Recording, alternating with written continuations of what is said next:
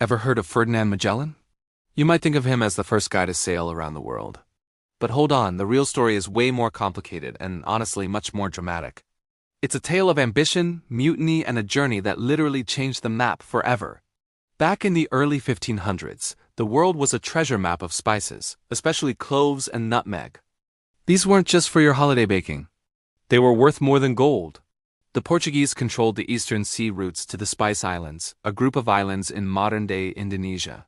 Magellan, a skilled Portuguese sailor himself, had an audacious idea. What if you could reach the Spice Islands by sailing *west*?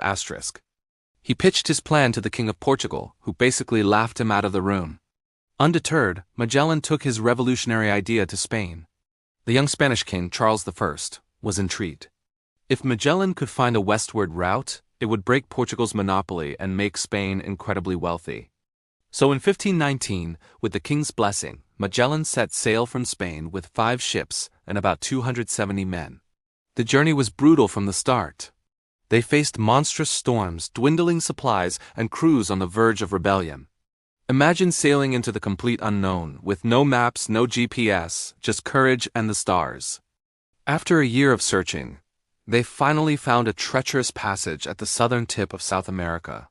We now call it the Strait of Magellan. It was a navigator's nightmare, but they made it through. Emerging from the strait, they found a vast, calm ocean. Magellan named it Mar Pacifico, the Pacific Ocean, but this piece was deceptive.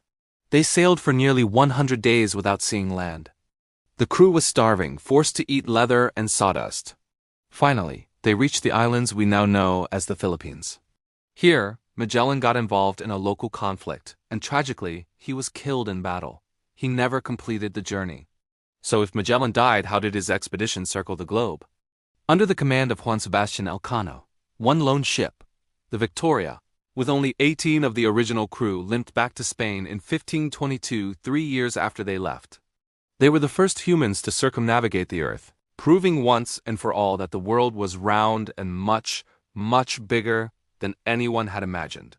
Magellan may not have crossed the finish line, but his vision and sheer determination launched a voyage that redefined our world. Thanks for watching. If you love digging into the dramatic side of history, make sure to hit that like button and subscribe for more stories. See you next time.